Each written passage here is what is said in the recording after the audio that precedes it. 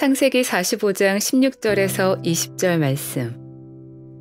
요셉의 형들이 왔다는 소문이 바로의 궁에 들리매 바로와 그의 신하들이 기뻐하고 바로는 요셉에게 이르되 내 형들에게 명령하기를 너희는 이렇게 하여 너희 양식을 싣고 가서 가나안 땅에 이르거든 너희 아버지와 너희 가족을 이끌고 내게로 오라. 내가 너희에게 애굽의 좋은 땅을 주리니 너희가 나라의 기름진 것을 먹으리라. 이제 명령을 받았으니 이렇게 하라. 너희는 애굽 땅에서 수레를 가져다가 너희 자녀와 아내를 태우고 너희 아버지를 모셔오라. 또 너희의 기구를 아끼지 말라. 온 애굽 땅의 좋은 것이 너희 것임이니라. 샬롬. 오늘도 하나님의 말씀으로 하루를 시작하시는 여러분들에게 하나님의 은혜와 평강이 충만하게 넘치시기를 간절히 축복합니다. 2025년 5월 16일 금요일 우리 창세기 45장 16절에서 20절 말씀 가지고 뜻밖의 초대, 준비된 환대라는 제목으로 함께 말씀 나누도록 하겠습니다. 누군가에게서 전혀 예상하지 못한 어떤 초대 같은 것을 받아보신 분들이 있을 거예요. 평소에는 이런 관계가 아니었던 것 같은데 별로 대화도 없었고 특별히 그 사람이 또 좀 불편한 어떤 관계, 그죠? 약간 좀 직급이 높다거나 예를 들면 저 같은 경우는 정말 젊은 전도사 때 담임 목사님 때 이러면 되게 불편할 것 같아요, 그죠? 만약 그런 상황이 다가온다면 마음이 어떻겠어요? 어색하고 긴장되고 혹시 무슨 다른 뜻은 있는 건 아닌지, 밥 먹기 전까지 밥을 먹으면서도 불편한 가시방석이라서 체할지도 모르겠습니다. 오늘 본문이 그런 순간일지도 모르겠어요. 상상도 못했던 인물이 상상도 못한 호의를 베푸는데 그게 바로 이집트의 왕 바로입니다. 화해 이야기 속에 있는 이 바로의 환대가 고센 땅 주변으로 가족을 모시려 했던 요셉에게 또 한 번의 뜻밖의 일이었습니다. 그런데 이 역시 분명히 하나님의 이 원대한 계획 안에 있었던 것이었죠. 가족을 만난 것도 반가운데 애굽의 바로가 자신의 땅 중에서 가장 좋은 것을 주겠다는 것 아닙니까? 이 뜻밖의 일은 또 한 번 뜻 안의 일이었습니다. 쉽게 말해서 출애굽 이전에 입애굽, 어려운 말로 하면 입애굽이겠습니다만, 즉 애굽으로 들어가는 이야기가 바로 여기서부터 시작되기 때문에 그렇죠. 그런데 왜 하나님은 하나님의 백성을 약속의 땅에 있음에도 불구하고 이방 나라 애굽 땅으로 보내셨습니까?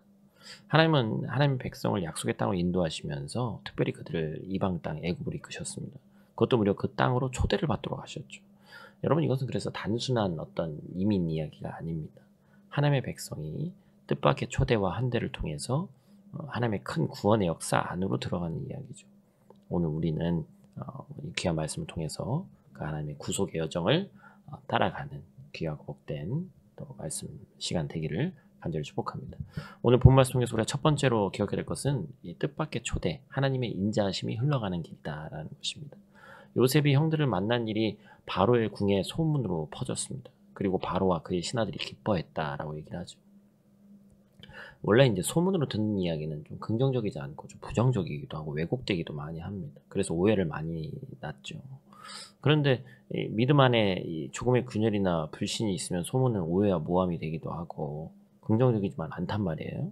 그리고 이방인이었던 이 사람들끼리 만나는 이야기는 소문으로 들어갔을 때 바로가 요셉에 대해서 어떠한 감정을 갖고 있느냐에 따라서 상당히 좋을 수도 또 나쁠 가능성이 훨씬 많죠. 그런데 바로와 신하들이 기뻐했다는 얘기는 뭘 얘기하는 거예요?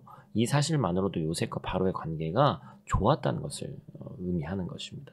바로는 요셉을 총리로 앉히면서 그의 과거에 대해서 어디까지 물어보았고 어디까지 알고 있었을까? 성경은 많은 것을 이야기하지 않지만 우리는 이렇게 읽을 수 있습니다. 형제들을 만난 요셉이 통곡했고 그리고 곧 그의 울음이 온 궁에 퍼졌습니다. 많은 사람들이 들었다고 얘기했죠. 그리고 요셉은 그곳에서 자신을 드러냈습니다. 요셉이 자신을 드러낸 이야기는 복음이 드러나는 것으로 이해할 수 있습니다. 울음이 온 궁에 퍼져서 바로도 그리고 궁 안에 있는 모든 사람들도 그 울음을 들었다는 거예요. 그리고 그들의 전반적인 이야기를 알게 됐죠. 도대체 무슨 일이냐? 총리께서 왜 우시냐? 가족을 만났다더라. 그들에게 들렸던 요셉의 울음소리는 처음에는 슬픔과 비극이었지만 이내 곧 화해와 용서의 울음, 진한 감동과 애절함의 웃음이 있는 그런 울음으로 들렸을 것입니다. 그 소문이 바로 그 울음에 담긴 이야기죠. 그리고 그것을 바로가 듣습니다. 소문만 듣고도 형들과 만난 것을 기뻐했다는 것은 바로에게 요셉은 뭐예요? 이미 가족과도 다름이 없었다는 것을 얘기하는 것이죠. 바로와 요셉의 이어는 감옥에서 환관장들을 만날 때부터 시작됩니다. 환관장들의 이 꿈을 해석한 후에 바로에게 이제 직접 가게 되지 못하고 이제 시간적인 어떤 그런 배경이 있지만 하나님께서 어쨌든 그 바로와 환관장과 그 모든 일이 있을 때 요셉에게 어떤 일이 있었어요? 39장 21절 말씀이죠. 여호와께서 요셉과 함께 하시고 그에게 인자를 더하사 간수장에게 은혜를 받게 하시매. 함께 하셨던 하나님이 인자를 더하시니까 여기서 인자라는 것은 히브리 말로 헤세드라고 하거든요. 이게 되게 좀 많이 쓰이는 유명한 단어입니다. 하나님께서 백성들을 향해 보이시는 약속, 언약의 사랑을 뜻하는 단어예요. 헤세드 꼭 기억하세요. 그 인자, 헤세드가 요셉의 주변에 있는 사람들을 통해서 역사합니다. 그래서 요셉의 이 이야기의 소문이 바로에게 소문으로만 흘러간 것이 아니라 인자하신 하나님의 계획이 흘러 들어가는 거예요. 그리고 그 하나님의 인자하심이 바로를 통해서 요셉에게 흘러 들어갑니다. 그러니까 상상지도 못했던 일이 벌어지는 거예요. 바로의 긍정적인 반응은 곧 하나님의 백성의 생명을 보존하는데 이 초대의 길이 된다. 뜻하지도 않은 초대가 일어난 것이죠. 두 번째로 기억해야 될 것은 뭡니까? 준비된 환대, 구원의 여정이 시작되는 자리, 그것을 기억해야 되는 것이죠. 심한 기근이 지중해 지역을 뒤흔들었습니다. 그런데 애굽만은 요셉 때문에, 하나님 때문에 준비되어 있었죠. 하나님은 요셉을 통해서 하나님의 계획을 준비하셨고 가나안에서 기근으로 갈 곳 없어서 뭐 죽을 수밖에 없었던 야곱과 그 일행들을 하나님은 준비된 환대로 이끌어 가시는 겁니다. 애굽은 심판의 땅이기 전에 은혜의 땅으로 먼저 사용되죠. 즉 하나님께서는 바로를 통해서 뜻밖의 초청과 환대를 통해서 기근이 심한 환경 속에서 하나님의 백성을 보존하고 생명을 유지하게 하시려고 그들을 사용했습니다. 19절 20절 말씀이죠. 한번 같이 읽을까요?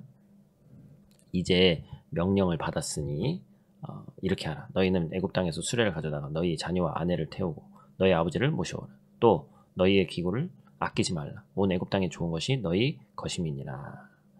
하나님의 계획, 그 한 중심에 이방인 왕, 이 바로가 있었다는 것이 여러분 놀랍지 않습니까? 바로가 제공하는 수레는 곧 왕권의 은총과 보호, 책임을 상징하는 거예요. 그런데 그 기구를 아끼지 말라는 것은 뭐 아무 그 대가 없이 그것을 사용해라. 너무나도 풍성한 환대를 베풉니다. 여러분 이방인들이 다른 나라를 가는데 단순한 앞에서도 말씀드렸지만 우리가 이민 와서 살고 있으니까 더 느끼지만 뭐 쉽게 얘기하면 뭐예요? 우리가 체코로 와서 이민 와서 살고 있는데 체코에서 체코 항공을 보내줘가지고 한국에서 우리를 모셔다가 이쪽으로 온다. 여러분 얼마나 참 위대한 환대입니까? 결국에 복음이 있는 곳에는 환대가 있는 거예요. 하나님의 놀라운 구속사가 시작되는 이 뜻밖의 이 초대는 하나님의 구원의 이야기가 풍성한 환대에서부터 시작됨을 보여줍니다. 그러니까 사람이 한 일이 아니라는 것이죠. 그렇게 가나안에서 소수였던 야곱의 가족이 애굽에서 이젠 큰 민족으로 성장한 발판을 마련해 줍니다. 주일 말씀부터 출애굽기 말씀 이제 시작하는데 나중에는 요셉을 알지 못하는 바로가 있을 때는 뭐 어마어마하잖아요. 거의 장정만 60만이니까 그렇죠? 20대 그때 기준으로 하면 어떻게 됩니까? 나중에 보니까 성경학자들은 200만 정도 됐다고 얘기하잖아요. 결국에 이 이민자 신분이었던 그들이 고센 땅에 분리된 삶 속에서 문화적, 신앙적으로 정체성이 자라나고 이 어찌 보면 이민 세대가 430년이면 모든 것이 다 사라져도 시원찮을 그런 판인데 우리도 일제강점기 때 36년간 이 부당한 통치를 받았습니다만 아직도 일제의 잔재가 이렇게 남아있는데 430년간 자기들의 신앙과 정체성을 지키고 살았습니다. 참 대단한 거예요. 하나님이 함께 하시지 않았으면 있을 수가 있는 일이 아닙니다. 그렇죠? 그래서 결국에 이 뜻밖의 초대와 환대가 무슨 일이 벌어지는 거예요. 나중에 출애굽이라는 하나님의 구속의 드라마를 위한 위대한 준비 과정이 되잖아요. 한 사람의 가족이 한 나라로 변화되는 역사가 여기 풍성한 환대로부터 시작된다. 이 단순한 이민이 다시 한번 말씀드리지만 아니었고 하나님의 섭리에 따른 이 초대가 출애굽을 준비하는 입애굽의 사건이 됐다라는 것입니다. 인간적인 관점에서는 잠깐의 피신이었죠. 그런데 하나님의 관점에서는 뭐였죠? 구원의 역사의 위대한 통로였습니다. 사랑하는 성도 여러분, 하나님은 지금도 뜻밖의 초대로 우리를 부르십니다. 때론 비극적인 일들이 가득한 우리네 삶일지도 모르지만 그 울음을 듣는 이들로 하여금 하나님의 인자를 보도록 하십니다. 그리고 하나님이 그 인자하심, 헤세드가 뜻밖의 초대로 그리고 준비된 한 대로 우리의 여정을 새롭게 열어가시고 더 큰 구원을 위한 통로로 우리를 이끌어 가신다라는 것입니다. 오늘도 우리가 경험하는 이 환대와 초대 속에서 하나님의 더 큰 계획이 숨어 있음을 신뢰하시기를 바랍니다.